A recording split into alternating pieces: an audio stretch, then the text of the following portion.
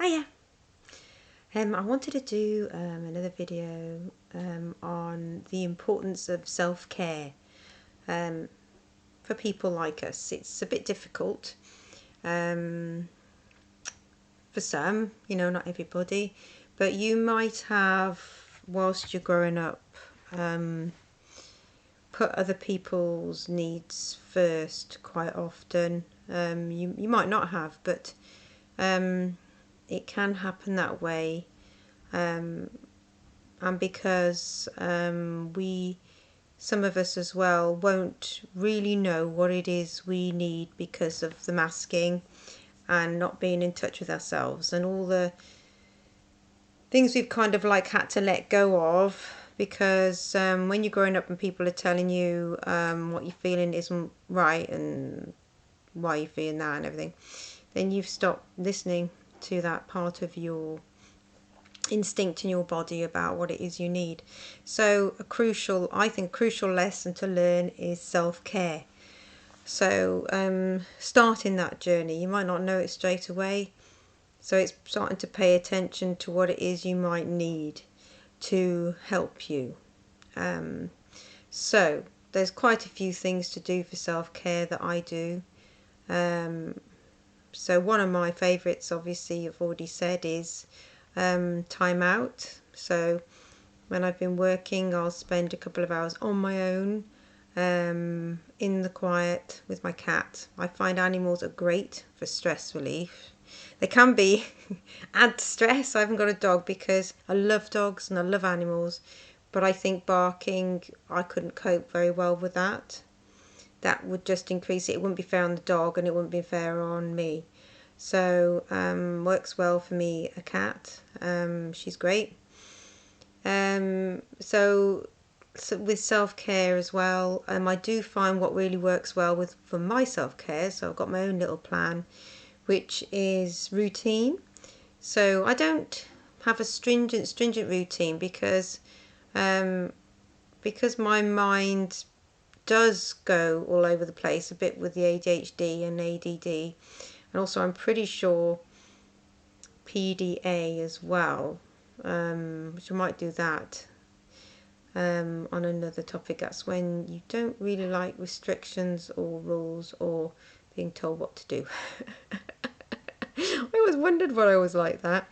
So yes, but I do have a bit of a routine which I've kind of gone into, and it does help me maintain a lot of my self-care. I'm an early bird. I'm up about 5:30, 6. I love my mornings, and before I go to work I have that time of just pottering and doing the things I like to do. So I can't do things fast, so I can't go get up at 8 and be in work at 9. Stress of that, terrible for me, and my day would be ruined. Oh no. And it'd be just one thing after another, bang bang bang. So I do things that fit in with me. So 6 o'clock, about cup of coffee, coach the cat, watch the news, television. But I never used to watch the news because I used to think that was actually bad for my self-care at one point. I'm okay now, but when my depression was bad, didn't help me. So it's like paying attention to all these little things that will affect you, and you realise are negative, and sometimes have just become habit and you keep doing them and they're actually not good for you, which is hard to change a habit. But I've done that a few times, changed my habits, because I thought, well, actually that is not working for me. Also, some things I will gauge on the day as well, whether I'm able to do that or not. I don't like letting people down. Nobody does, do they? But sometimes if your mental health will suffer from it, then and the people know you, then there's not much you can do sometimes with some things. And also having things that bring you comfort. So a blanket, a weighted blanket, or like for me, fairy lights. I keep my lighting low because I don't like bright lights very much. Sometimes I need total silence. I don't like a lot of noise. Yeah, a lot and lots of different things that you can do for self-care that works for you. you know.